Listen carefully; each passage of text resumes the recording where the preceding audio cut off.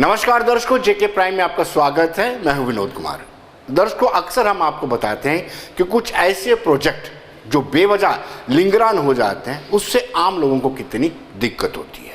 अब मैं बात करूंगा सांबा डीसी ऑफिस से मात्र 3 किलोमीटर की दूरी पर बसंतर दरिया के अंदर फिल्ट्रेशन प्लांट जो 2006 को शुरू हुआ था और अभी तक कंप्लीट नहीं हो पाया है।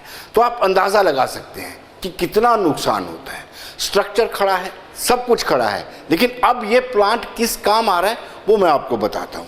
अब वहाँ पे नशा करने के लिए जगह बन गई है। जो शराब पीना चाहता है वहाँ आ जाता है, जो वहाँ पर नॉनवेज बनाते हैं लोग, जुआ खेलते हैं, यानी एक अड्डा बन चुका है। 5.55 करोड़ यानी 5,55,00,000 की लागत से ये फिल्ट्रेशन प्लांट बना है, लेकिन कमीशन नहीं हो पाया। कमीशन के अधिकारी अलग-अलग अपने तर्क देते हैं। उनका ये कहना है कि कमीशन करने के लिए डेडिकेटेड फीडर की ज़रूरत है, वो फीडर नहीं मिल रहा है और 2 ट्यूबवेल्स और बनाने हैं। तो दर्शकों, इतना पैसा जनता टैक्स देती है सरकार को और उस टैक्स से डेवलपमेंट होती है, लेकिन आप देखिए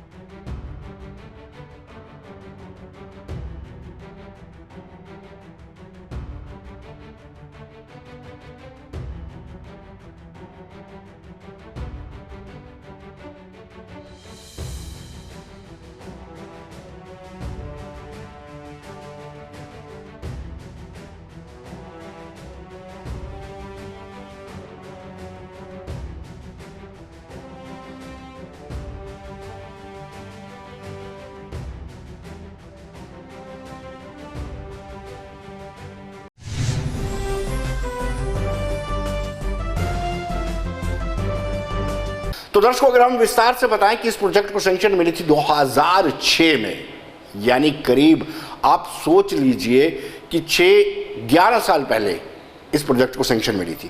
2009 को इसको कंप्लीट होना था, थोड़े बहुत टाइम लगना था, और 2007 को इसकी फर्स्ट इंस्टॉलमेंट आई थी, यानी सरकार की तरफ से पहली इंस्टॉलमेंट जो दी गई थी 2007 को दी गई थी। 2014 को इसकी लास्ट इंस्टॉलमेंट आई और आप देखिए कि 2015 को टेंडर निकाला गया। ये सरकारी काम है। 6 से 15 यानी 9 साल लगे टेंडर निकालने में, और उसके बाद 2017 और 2018 को इसको कंप्लीट हो जाना चाहिए था, लेकिन अभी तक कंप्लीट नहीं हुआ पाया। हालांकि मैंने आपको बताया कि कंप्लीशन इसकी 2009 में थी, लेकिन अनफॉर्चुनेट है कि कहीं ना कहीं सरकारी कामों में दिक्कत आती है। अगर ये प्लांट लग जाता है फिल्ट्रेशन प्लांट, तो आप अंदाज़ा नहीं लगा सकते हैं कि 1 घंटे में 20,000 गैलन वाटर जो है सांबा को मिलना है। हम खुद जानते हैं कि सांबा एक कंडी एरिया है और पानी की दिक्कत वहाँ पे रहती है, और रोज़ाना की बात करेंगे 3.20 लाख गैलन पानी सांबा को डिस्ट्रीब्यूट होना था फिल्टर लगने के बाद, लेकिन बदकिस्मती है अभी तक ये प्लांट नहीं तैयार हो पाया है।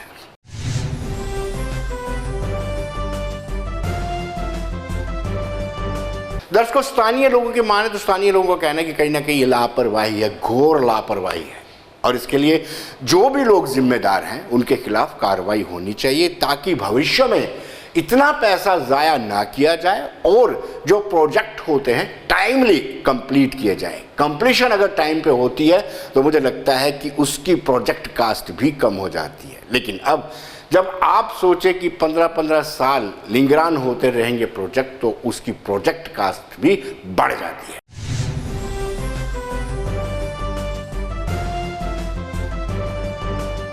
जी ऋषि जी, बिल्कुल आप देखेंगे विभाग की बिल्कुल लापरवाही है और नालायकी भी है।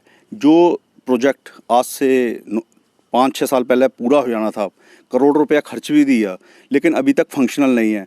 और विभाग के अधिकारी ये बोलते हैं, हर साल उनसे पूछो पानी ही पानी हो जाएगा अगले साल। पानी होगा कहाँ से? आप पूरे शहर में देखो, भीषण गर्मी पड़ रही है, पानी की ट्रॉलियाँ इधर जा रही हैं इधर जा रही हैं, ये पानी का लीकेज बंद करने में विफल हैं, पानी देने में विफल हैं, और पानी पूर्ति मतलब पूरा शहर त्राहिमाम हो रहा है, लेकिन विभाग के सिर पर कोई जू नहीं रहे।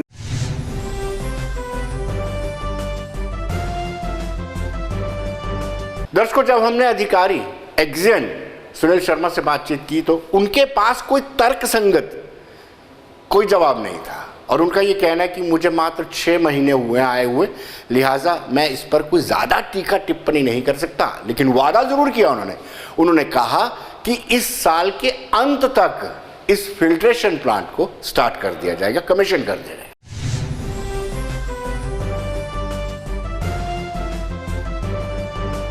ऐसा है कि वो जो सांबा टाउन का ये जो समाधियाँ का फिल्ट्रेशन प्लांट था, ये पहले किसी और हेड में पैसे आए थे उस समय। तो उसके बाद क्योंकि जब भी कोई स्कीम लंबित हो जाती है तो वो उसमें जो कास्ट ओवर रन हो जाती है तो इसलिए वो उस समय कमीशन नहीं हो पाया।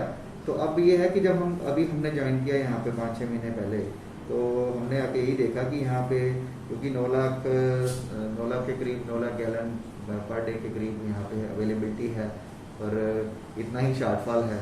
तो हमें सांबा टाउन को पानी देने के लिए अलग से सोर्स तो चाहिए था। तो ऑलरेडी ये स्कीम थी तो इसको कमीशन करना हमने ज़रूरी समझा। तो हमने आते ही इसको टेकअप किया और एक नया प्रोजेक्ट बनाया जिसमें देखा कि इसमें क्या क्या कौन से ऐसे कंपोनेंट्स हैं जो कि रहते हैं जिसकी वजह से हम उसको कंप्लीट कर सकते हैं।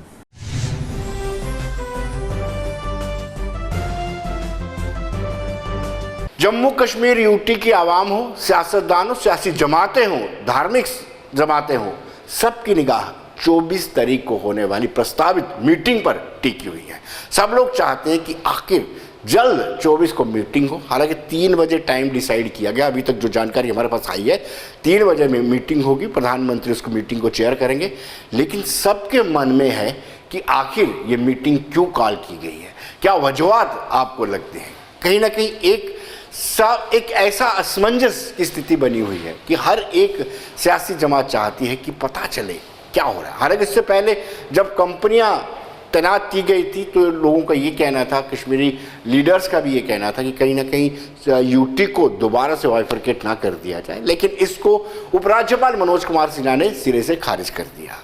हमने अली मोहम्मद सागर से बात की, नासिर असलम वानी से बातचीत की। दोनों का ये मानना है कि कल जब गुपकार अलायंस की मीटिंग होगी उसके बाद ही बता पाएंगे कि क्या अंतिम निर्णय लिया गया है। ये मीटिंग भी डॉक्टर फारूक अब्दुल्ला के आवास पे होनी है और इस मीटिंग पर भी सबकी निगाह टिकी हुई है।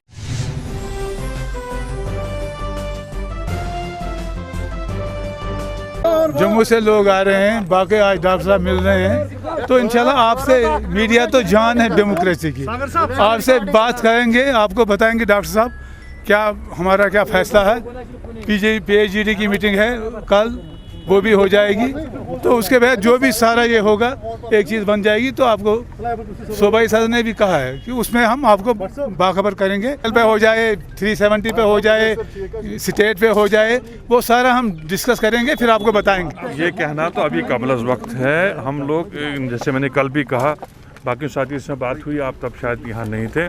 एक कंसल्टेशन का जो सिलसिला है वो जारी है। कल सुबह भी डॉक्टर साहब ने सीनियर साथियों से बात की, आज भी कुछ साथियों से बात की, कुछ साथियों के साथ उनने फ़ोन पे भी जो है तबादला ख्याल किया जो फिज़िकली नहीं आ पाए। कल भी कुछ साथी आएंगे, कल मेरा ख्याल है करगिल से साथी आएंगे, परसों जम्मू वालों से भी बात हो जाएगी। ये सिलसिला जब मुकम्मल होगा तो मेरा ये मानना है कि वेडनेसडे इवनिंग तक डॉक्टर साहब आपको खुद ही मुखातिब करके सारे जो है इस डेवलपमेंट पे आपसे बात करेंगे। ये हम तब से ये कह रहे हैं कि ग्राउंड पे कुछ बदलाव नहीं, जो वो उनने बड़े दावे किए थे वो हुआ नहीं।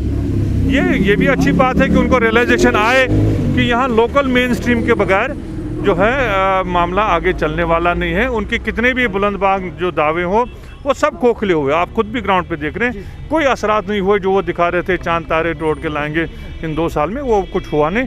तो अच्छा है कि उनको अगर रियलाइजेशन हुई है बीजेपी पार्टी को। हमारी पार्टी के सदर कश्मीर के भी हैं, जम्मू के भी हैं, लद्दाख के भी बदस्तूर हैं। हमने अपनी ऑर्गेनाइजेशन सेटअप लद्दाख में भी अभी ख़त्म नहीं की। हमारा ऑर्गेनाइजेशन यूनिट करगिल में भी है, लेह में भी है, जम्मू में भी है, पुंछ राजौरी में भी है, कश्मीर के हर एरिया में है, नॉर्थ में भी है, सेंट्रल कश्मीर में भी है, साउथ कश्मीर में।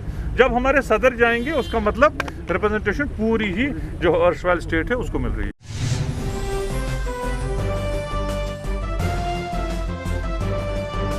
दर्शकों, अगर हम बात करेंगे पीपल्स डेमोक्रेटिक पार्टी की, तो उनका भी ये कहना है कि कहीं ना कहीं अभी तक जो पीपल्स डेमोक्रेटिक पार्टी की पॉलिटिकल अफेयर कमेटी है, उन्होंने सब के सब राइट जो हैं महबूबा मुफ्ती को दिए हैं। महबूबा मुफ्ती चाहें तो वो जा सकती हैं मीटिंग में, ना चाहें तो ना जा सकती हैं।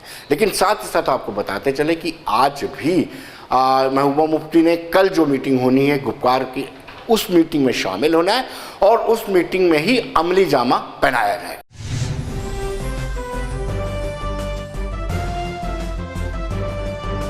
देखिए जी, जो आज का मुद्दा है इसके बारे में मेरा तो इतना ही कहना है कि अगर जिस तरह से गवर्नमेंट ऑफ इंडिया ने यहाँ ऑल पार्टीज़ को बुलाया है, ऑल पार्टीज़ को बुलाने में हम उसको वेलकम स्टेप मानते हैं, इसमें कोई बात नहीं कि बातचीत और डायलॉग से ही कोई मसला हल हो सकता है।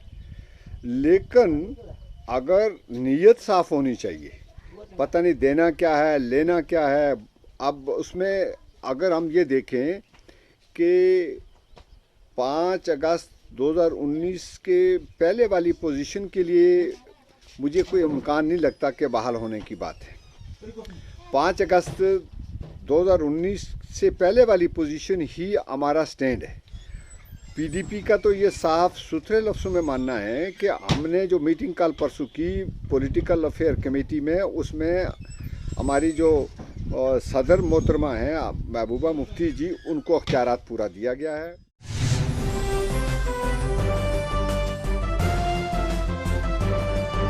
दर्शकों, जावेद राणा का भी कहना है, जो नेशनल कॉन्फ्रेंस के नेता हैं, उनका भी ये कहना है कि कहीं ना कहीं जब मीटिंग होती तो उसमें चर्चा जरूर की जाएगी, जो विशेष दर्जा हमें मिला था वो वापस क्यों छीना गया है, और पूर्ण राज्य के दर्जे की मांग को लेकर के भी विचार विमर्श किया जाएगा। उन्होंने कहा कि मीटिंग में सभी पहलुओं पर निगाह डाली जाएगी और ये उम्मीद जताते हैं कि पॉलिटिकल प्रोसेस जो डिरेल हो चुका है उसको दोबारा पटरी पर लाया जा सके।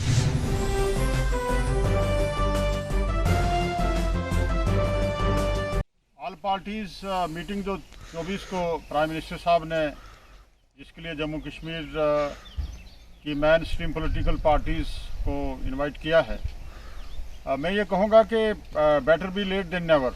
ये एक अच्छा शगुन है कि दिल्ली को शायद काफ़ी सोच विचार के बाद जम्मू कश्मीर के ताईं उनको याद आई कि जम्मू कश्मीर के लोगों को, जम्मू कश्मीर की लीडरशिप को, जम्मू कश्मीर के पॉलिटिकल सेटअप से बात किए बिना जम्मू कश्मीर के मसले का कोई हल नहीं है। तो हम इसको एक वेलकम स्टेप करार देते हैं।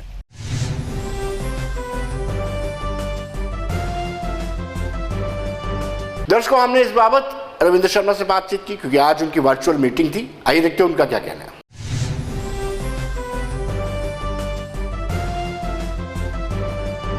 दर्शकों, जैसे कि हम सब जानते हैं कि अभी फाइनली कांग्रेस ने यह फैसला नहीं लिया कि मीटिंग में जाएंगे, हालांकि इनकी सिलसिलेवार मीटिंगों का सिलसिला जारी है। और बड़ी बात यह है कि एक पॉलिटिकल प्रोसेस शुरू होने जा रहा है, इनिशिएटिव अच्छा है। हम चर्चा करेंगे chief spokesperson Ravindra Sharma. Ravindra ji, आपका स्वागत है। धन्यवाद जी। क्या 370 को लेकर के, जम्मू कश्मीर को लेकर के आपका वही स्टैंड है जो दिग्विजय सिंह का है, या फिर 6 अगस्त को जो रेजोल्यूशन पास किया था पार्टी ने? देखिए, कांग्रेस वर्किंग कमेटी जो है वो कांग्रेस पार्टी की एपेक्स बॉडी है और जो 6 अगस्त 2019 को कांग्रेस वर्किंग कमेटी का फैसला वो सब पे मान्य है और सर्वमान्य है हमारे लिए, और वो हमारा फैसला है। और इसलिए बाकी बातें इंडिविजुअल लीडर्स के बयानात आते हैं, मेन जो फैसला है वो सब पे मान्य है। रविंद्र, ये डेलिबरेटली बयानात देते हैं क्योंकि बीजेपी वाले कहते हैं कि इनको सुर्खियों में बने रहने के लिए इस तरह के बयानात बड़े सूट करते हैं, और ख़ासतौर पर दिग्विजय सिंह हो या बाकी दिगर। देखिए, मैं तो नहीं जानता कि किस कैपेसिटी में उन्होंने बयान दिया है, लेकिन बयान उनका ये था कि अगर सरकार में कांग्रेस आती है तो इन चीज़ों पे, मुद्दों पे विचार होगा। विचार का मतलब ये थोड़ा, मान लो उन्होंने खुद ही कहा कि इसका मतलब ये नहीं होता कि विचार करना, आप कोई पब्लिक डिमांड कर रही है, एक बड़ी सेक्शन इसकी डिमांड चलती है, तो इसका मतलब ये नहीं है कि सरकार सुने ही ना। सरकार विचार कर रही, विचार कंसीडर करना का मतलब जो है वो ये होता है कि वो इस पर विचार किया जाएगा क्या क्या लोगों की इंस्पिरेशन। आज भी तो गवर्नमेंट जो है वो 2 साल के बाद उसको याद आया कि हमको बात करनी चाहिए, और जो बात करेंगे वो मानेंगे या नहीं मानेंगे ये हमें नहीं पता, लेकिन विचार तो करेंगे। इसीलिए तो सर्वदलीय बैठक, जब किसी दल के साथ डायलॉग का प्रोसेस का मतलब क्या होता है? डायलॉग का मतलब ये है कि यहाँ पे कहीं डिफरेंस ऑफ ओपिनियन है, तभी तो डायलॉग की ज़रूरत पड़ती है। आज तक तो यूनिलेटरली कर रहे थे वो एक तरफा। अब 2 साल के बाद वो उसी रास्ते पे आए हैं जो कांग्रेस पार्टी का चुना हुआ रास्ता है कि बात करिए, बाद में सहमति होती है, बाद में डिफरेंसेस होते हैं, बाद में एग्रीमेंट होता है, बाद में बात मानी जाती है, बात नहीं भी मानी जाती है। रविंद्र जी, पाकिस्तान के पत्रकार को इस तरह जवाब देना मतलब पाकिस्तान को खुश करना चाहते हैं दिग्विजय सिंह या कांग्रेस? देखिए, किसी क्लब में कोई क्या पत्रकार है ये किसी को नहीं, मैं उस बारे में ज़्यादा डिटेल में नहीं जानता, लेकिन यह है कि कोई कमेंट उन्होंने लिखा कि ठीक है, जब सरकार आएगी तो हम इस पर बात करेंगे। आज हम सरकार में हैं नहीं, ना देने वाले हैं, ना हम कुछ दे सकते हैं, लेकिन लोगों की बात तो सुननी चाहिए। जमहूरियत का मतलब तकाजा यही है। जो हिंदुस्तान के आइन के उसके दायरे में कोई बात करते हैं उनकी बात सुननी चाहिए। जो पाकिस्तान की बात करते हैं उनकी बात हम कभी ना सुनते हैं ना समर्थन करते हैं। उनके विरोध कांग्रेस पार्टी ने कुर्बानियाँ भी दी हैं, और इसलिए ये बात उस तरह से ले जाना, ये भारतीय जनता पार्टी का तजुर्बा है कि इस तरीके से हर बात को पाकिस्तान, हर उस आदमी को पाकिस्तानी, इसका मतलब पाकिस्तान इतना ताकतवर हो गया कि आप हर बात को पाकिस्तानी, हर एक को आतंकवादी, हर एक को प्रो पाकिस्तानी कहने से बाकी सारे देशद्रोही हैं। सिर्फ एक ही पार्टी और एक ही दल के लोग देशभक्त हैं। लेकिन आज वर्चुअल मोड में आपकी मीटिंग हुई, मीटिंग में क्या डिलिमिटेशन को लेकर के चर्चा हुई? कुछ अफवाहें ये फैलाई जा रही हैं कि हो सकता है जम्मू को अलग राज्य का दर्जा दिया जाए, उसको यूटी बना दिया जाए। किन मुद्दों पर आपकी चर्चा हुई? देखिए, मीटिंग में चूँकि न्योता आया कि ऑल पार्टी मीटिंग है, उसके बारे में चर्चा हुई। पहली बात तो ये कि जाना है, पार्टिसिपेट करना है, नहीं करना है, किन मुद्दों पे, क्योंकि एजेंडा तो कोई दिया नहीं। ये विदाउट सिलेबस पेपर दिया जा रहा है कि किस एजेंडे पे आप बात करेंगे। ये सेंट्रल गवर्नमेंट ने कहना चाहिए था कि हम इन मुद्दों पे बात करेंगे, लेकिन जो पॉसिबल मुद्दे हैं उसमें बात है कि स्टेटहुड जो है वो हमारा 6 अगस्त 2019 का रेजोल्यूशन है, उस पर हम खड़े हैं कि स्टेटहुड फौरी तौर पर फुल स्टेटहुड रेस्टोर किया जाना चाहिए। अगर हम जाएंगे, अंतिम फैसला कल हाईकमांड जो हाई लेवल मीटिंग होगी उसमें भी चर्चा होगी। आज भी JKPCC प्रेसिडेंट जी मीर साहब ने वर्चुअल मीटिंग की, उसमें गुलाम नबी आज़ाद साहब, जहाँ के इंचार्ज प्रभारी जो हैं रजनी पाटिल जी, और जम्मू कश्मीर के सीनियर नेतागण जो थे उनका व्यू लिया गया। बहुत से मुद्दों पर व्यू लिया गया, क्या क्या हमारे विचार हैं जम्मू और कश्मीर के दोनों की तरफ से, और उसमें मेजॉरिटी के लोग जहां जम्मू में थे जो वर्चुअल मोड पे अवेलेबल थे, और हमने व्यू अपना दिया है। हम एक डेमोक्रेटिक, लार्जेस्ट डेमोक्रेटिक पार्टी हैं और जो डायलॉग में विश्वास करते आए हैं, और डायलॉग हमारा रास्ता रहा है, इसलिए उस पर हमने अपना मत दिया है। और कौन से मुद्दे हैं उस पर भी मत दिया है। रविंद्र जी, इसमें कोई दो राय नहीं कि आपने यानी कांग्रेस ने कभी भी कोई भी इलेक्शन बाइकॉट नहीं किए, ये बहुत अच्छी बात है, डेमोक्रेसी में आप फेथ करते हैं। लेकिन क्या इस वक्त अगर यूनियन गवर्नमेंट चाहती है कि इलेक्शन हो तो पार्टी तैयार है? आप सहमति जताएंगे कि माहौल ठीक है? देखिए, हमने 5 अगस्त के बाद ही जब पहली बार यहाँ पे मीटिंग हुई थी, उसके बाद जब माहौल खुला, जिसमें श्रीमती अंबिका सोनी उस वक्त प्रभारी थी और गुलाम नबी आज़ाद साहब, और यहाँ जम्मू में हमारी पूरी फुल फ्लाई मीटिंग हुई, उसी वक्त कहा था कि आपने जो करना था अनडेमोक्रेटिकली, यूनिलेटरली किया, अपनी मनमर्जी से किया, एक तरफा किया, लेकिन जो कर लिया आप चुनाव करिए, लोगों को चुनी हुई सरकार दीजिए। हमने उस वक्त कहा था कि लोगों को जम्मू कश्मीर हिंदुस्तान का अटूट अंग है, देश भर में जमहूरियत है। 3 साल से जहाँ जमहूरी लोग जो हैं वो बाहर हैं, और अगर अफसरशाही सारा काम कर लेती तो फिर देश में MPs और MLAs की ज़रूरत ही नहीं होनी चाहिए। इसलिए ये तो हमारा मानना है कि डेमोक्रेसी के बगैर लोग नहीं रहने चाहिए, चुनी हुई सरकार होनी चाहिए, जिसको वो चुनेंगे वो सरकार होगी। बाकी हमारी मांग है कि स्टेटहुड रेस्टोर हो, फुल स्टेटहुड रेस्टोर हो। जब आप ये कहते हैं कि अनडेमोक्रेटिक, अनकॉन्स्टिट्यूशनली ये 370 और 35 को हटाया गया, आपको नहीं लगता है कि हाउस में रखा गया, लोअर हाउस में, राज्यसभा में, फिर लोकसभा में रखा गया, बिल पास होने के बाद ये हुआ है, सारी प्रक्रिया को फॉलो किया गया? देखिए, बात ये है कि डेमोक्रेसी का हिस्सा ये भी है जो आप वो कर रहे हैं। अगर वो इतना बड़ा फैसला 70 साल का आइन का हिस्सा रहा, 370 भी, सारे प्रावधान भी, और जम्मू कश्मीर भी उस स्टेटस को जाए करता रहा, उसको बदलने के लिए आप यहाँ की मेन स्ट्रीम पार्टीज़ को अंदर बंद करके फिर आप कहेंगे वो डेमोक्रेटिक है। पार्लियामेंट में उनके पास मेजॉरिटी थी, वो करे, लेकिन डिबेट करना, बहस करना, उसके लिए चर्चा करना, ये तो डेमोक्रेसी का हिस्सा है। आप माने या ना माने, कितनी माने, वो आप की राय है, आपको मैंडेट था, आपने एजेंडा, पॉलिटिकल एजेंडा पूरा किया, फिर 3 साल से जहाँ चुनाव क्यों नहीं हो पाए, फिर क्यों 1 साल तक लोगों को बंद रखना पड़ा, क्यों हमें गिरफ्तार किया गया, क्यों लोगों को नज़रबंद किया गया, और आज डायलॉग के लिए वही लोग जो 3 साल से 2 साल से अंदर हैं उनको छोड़ के रिहा किया जा रहा है। फिर उनके खिलाफ क्या जुर्म थे कि आपने 3 साल अंदर रखा, आज डायलॉग के लिए उनकी पार्टियों को बुलाने के लिए आप उन लीडरों को रिहा कर रहे हैं। तो हमारा कहने का मतलब यह है कि ये है डेमोक्रेसी का तरीका। आप बात करते, ब्रॉडर स्पेक्ट्रम से बात करते, देश का मसला है, देश की लीडरशिप सारी पार्टियों से बात करें, जम्मू कश्मीर रीजनल पार्टियों से बात करते, यहाँ और भी ऑर्गेनाइजेशन है उनसे बात करते, और उसके बाद फिर पार्लियामेंट में रखते, डिबेट खुला होता, क्या उसके फ़ायदे हैं, क्या नुकसान है, कौन सी चीज़ गलत है, उसको बदलने की ज़रूरत है। तो ये चीज़ें हैं। जब आपने इमरजेंसी इम्पोज की थी तब आपको ये डेमोक्रेसी, कॉन्स्टिट्यूशन बिल्कुल याद नहीं आया था? देखिए, इमरजेंसी जब 1975 में लगी थी, उसका मुझे लगता है कि आम आदमी, गरीब आदमी जो जमाखोरी से तंग था, आज इस तरह से महंगाई, उस चीज़ को काबू करने के लिए किया गया था। वो एक फैसला जो है कॉन्स्टिट्यूशन में लिखा है डेमोक्रेसी है, लेकिन आप इसका मतलब हमारी, अगर कोई हमने चीज़ गलत भी की है तो उसको फॉलो ज़रूर करेंगे, जो सही किया उसको फॉलो नहीं करेंगे। 70 साल में 1700 फैसले जो सही भी होंगे, जिनको आप अप्रिशिएट भी करते हैं, जिनको आप नेगेट नहीं कर सकते, आप उन चीज़ों को फॉलो नहीं करेंगे। आप कहेंगे क्योंकि इमरजेंसी में 50 साल पहले कांग्रेस में ऐसे किया था, 50 साल के बाद भी फिर करेंगे और अगले 50 साल भी करेंगे। यही सीखा है हमने, दुनिया से सीखना है, सिखाया है दुनिया को कि डेमोक्रेसी क्या चीज़ है। तो हम फिर इमरजेंसी को लेकर के 2019 में भी वही काम करेंगे, 21 में भी वही करेंगे। पर आज क्या ज़रूरत थी डायलॉग की? हम तो कहते हैं इसको और ब्रॉडर वाइडर करना चाहिए।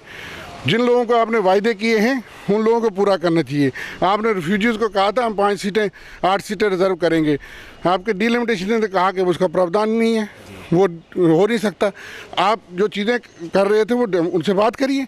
बहुत ही सेक्शंस SC ST OBC के कई लोग कहते हैं नुमाइंदगी नहीं, तो वाइडर डिस्कशन, डिबेट करिए, जो मुल्क के रियासत के हित में होगा उसको करिए।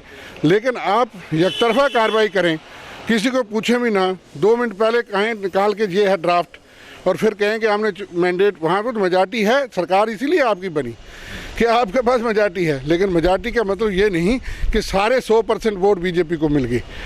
जो दूसरे वोट हैं वो लोग हैं, उनको सुनना तो है। तो वो अगर हार गए 500 वोट से या 5000 वोट से, 50,000 वोट से, इसका मतलब ये नहीं कि देश की जनता या वोटर या लोग उनके साथ नहीं। उनका माइनॉरिटी व्यू हो सकता है, लेकिन व्यू तो लेना है। ये है डेमोक्रेसी का, ये है जमहूरियत और यह है कॉन्स्टिट्यूशन। रविंद्र जी बहुत बहुत शुक्रिया आपका।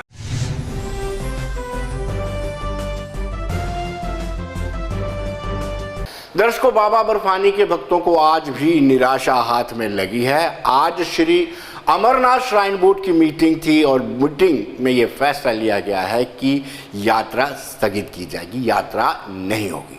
हालांकि जो परंपरागत तरीके से पूजा अर्चना होती है वो होगी और वहाँ पर लाइव आरती का भी टेलीकास्ट होगा, लेकिन कहीं ना कहीं मायूस हो गए लोग, जो यात्रा से जुड़े हुए लोग हैं, बाबा बर्फानी के जो साथ जुड़े हुए लोग हैं, जो हर साल यात्रा करने आते थे। उनको 2020 में भी निराशा हाथ लगी थी क्योंकि कोविड-19 था, और 2021 में भी। हालांकि अब ये तर्क दे रहे हैं कि यात्रा में जो फैसला लिया गया स्थगित करने का, वो आनन फानन में जल्दी लिया गया है। लेकिन मैं आपको बताऊं, अगर यात्रा होती है और कोविड-19 के केसेस ज़्यादा आते हैं, तब यही लोग बोर्ड पर उंगली उठाएंगे कि बोर्ड को क्या जरूरत थी। जैसे महाकुंभ को लेकर के भी आवाजें उठ रही।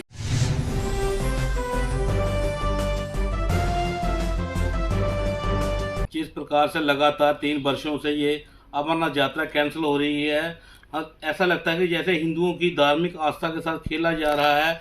क्योंकि 2019 में भी सिक्योरिटी का रीज़न देके यात्रा को कैंसिल किया था, 370 का हवाला देके, और 2020 में कोरोना की वजह से हमारी जो यात्रा थी वो भी कैंसिल कर दी गई थी। इस बार तो हमें लगता था कि पूरी तैयारी है, क्योंकि कोरोना का ग्राफ इस वक्त काफ़ी गिर गया था और हमें पूरी लगता था जिस प्रकार से एडमिनिस्ट्रेशन तैयारी कर रही थी, chief of the army staff ने भी कहा था कि हम पूरी तरह से इस वक्त तैयार बैठे हैं कि श्रद्धालु यहाँ पे आए और यहाँ पे बाबा बर्फानी के दर्शन कर सकें।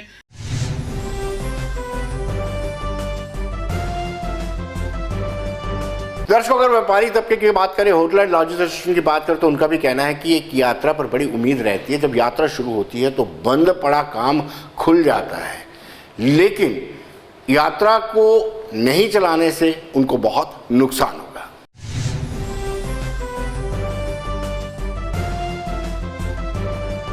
अभी अभी माननीय लेफ्टिनेंट गवर्नर मनोज सिन्हा जी, जो कि अमरनाथ श्राइन बोर्ड के चेयरमैन हैं, उन्होंने अमरनाथ श्राइन बोर्ड मेंबर के साथ मीटिंग की और मीटिंग करने के बाद ये डिक्लेयर कर दिया गया है कि इस साल अमरनाथ यात्रा नहीं होने जा रही है। ये इस डिसीजन से जितने भी लोग जो टूरिस्ट फ्रेटर्निटी के साथ जुड़े हुए लोग हैं उनको बहुत आघात पहुंचा है और पूरे नेशन में ऐसी रिएक्शन आनी शुरू हो जाएंगी। सबसे बड़ी बात है कि ये यात्रा जो पहले इन्होंने डिक्लेयर की थी कि ये तकरीबन 28 जून को शुरू होगी और 56 डेज चलेगी और तकरीबन अभी इस यात्रा में चलाने में 2 महीने का समय था। तो हालांकि डायरेक्शन दी गई थी बाल्टर की तरफ से, ये चल रही थी, सफाई बर्फबारी हटाई जा रही थी और लंगर को परमिशन भी दी जा रही थी, लेकिन चूंकि इस समय कोविड-19 चल रहा है उसके मध्य रखते हुए इन्होंने ये डिसीजन लिया। हमारा कहना इस पर प्रतिक्रिया ये है, ये जल्दी में डिसीजन लिया गया।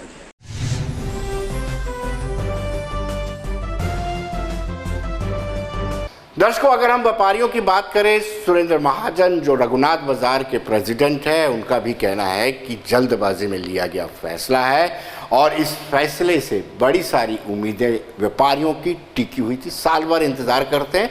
2019 में भी बीच में राष्ट्र यात्रा को रोकना पड़ा था क्योंकि ऐतिहासिक फैसला लिया गया था और 2020 में कोविड-19 और 2021 में कोविड-19 के चलते ये यात्रा नहीं चल रही।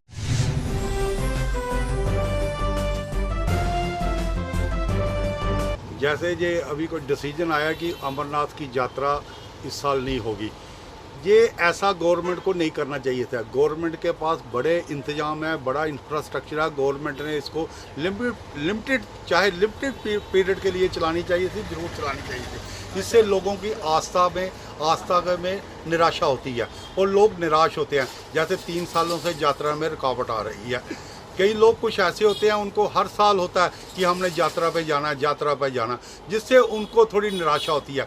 गवर्नमेंट ने चाहिए था इसको चाहे लिमिटेड पीरियड के लिए चलाती और थोड़े लोग जाते और जिससे लोगों की एक आस्था बनी रहती। जैसे ये हजारों 100 सालों से ये परंपरा चल रही है यात्रा की, ये टूटती थी, ऐसे ये 3 सालों से ये नहीं हो रही है। ये एक अच्छा डिसीजन नहीं है।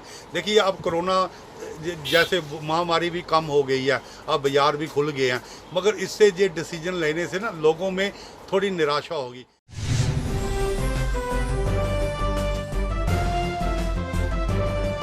तो दर्शकों, बने रहिए देश दुनिया की खबरों के लिए और मुझे दीजिए इजाजत।